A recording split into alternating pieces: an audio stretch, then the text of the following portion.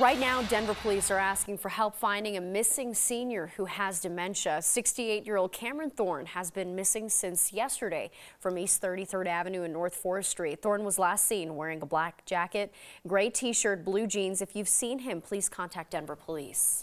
The mother of a 23-year-old who died earlier this year from fentanyl overdose is expected in court today.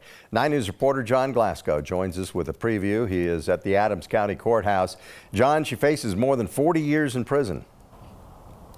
Yeah, both Nicole Cassius and Alonzo Montoya face decades behind bars.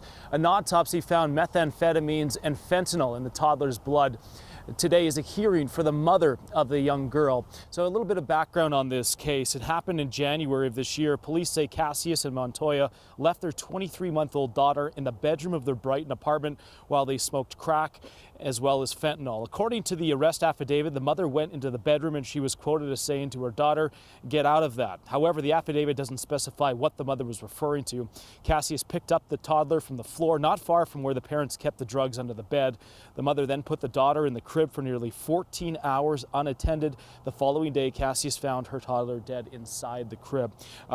Cassius and Montoya are both charged with child abuse resulting in death and distribution of a controlled substance. Gary, this hearing will get underway at 9 o'clock here this morning in Adams County. All right, John, thanks for the update. Deputies in Park County arrested a man they say fired at them in the middle of a neighborhood. It happened just before midnight Saturday night in a neighborhood west of Conifer. Neighbors called about hearing gunshots. The Park County Sheriff's Office didn't have a deputy to send, so the Jefferson County Sheriff's Office sent one instead. When deputies got there, they say the man fired at them from a home. Deputies did not fire back, and after several hours, they arrested him with the help of a K-9 unit. Deputies say that there were 3 children inside this home when it all went down. The man is facing charges for attempted murder, assault, child abuse, and reckless endangerment. There have been concerns about the highly infectious bird flu spreading here in Colorado. This after inspectors found the virus in a backyard flock of chickens in Pitkin County.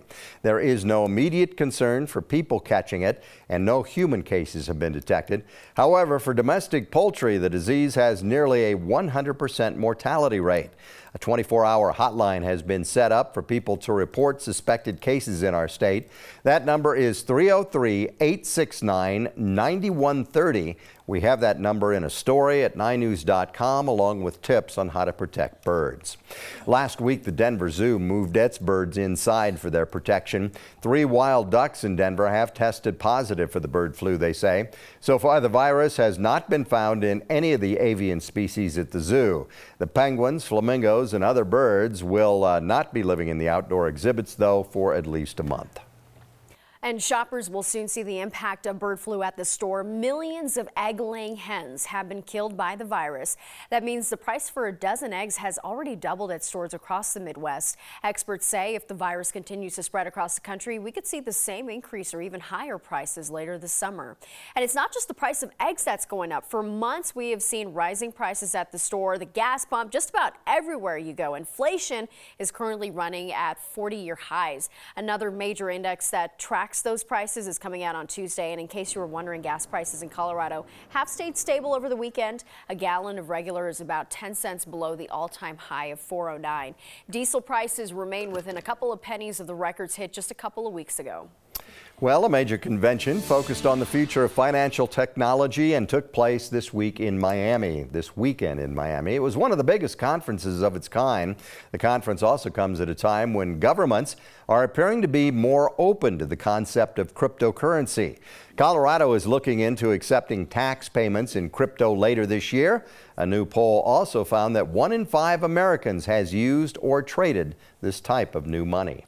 Now to the latest COVID numbers in our state. COVID cases in Colorado remain near the lowest levels of the pandemic, and now more workers are headed back to the office. The mayor and the Downtown Denver Partnership say 40% of workers have returned to the city center so far. Traffic is also getting closer to the pre-pandemic levels we've seen. Mayor Hancock says last week workers with the city and county of Denver started to come back on a hybrid basis, so part remote, part in office. The city will evaluate the situation through the summer and will also take into account any changes changes in COVID levels. And the way that our state offers COVID testing is going to change, several changes this month. The state will close 40 testing sites by the end of April. 80 state-run sites will remain open. Right now, current demand for PCR testing is less than 2,500 per day. That's about 5% of total testing capacity. And one thing you want to know about the weather, the stats we have today, we're going for 65 degrees. Normal high would be 61. The record 80 from 1982.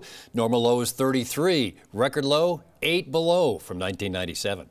Right now, Sky 9 is now over that scene in Aurora, where Aurora police are investigating a double shooting along Xanadu Street and 13th this morning. So streets are partially blocked off while things are under investigation. Police are redirecting traffic here, but definitely a spot to avoid at this hour if you can. All right, thanks. Russian forces are continuing their attacks on civilians in areas in eastern Ukraine today.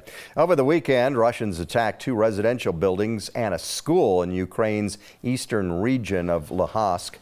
Ukrainians in those cities are trying to flee to the western part of the country. Dozens of civilians were found dead in or near their cars on a highway outside of the capital of Kyiv.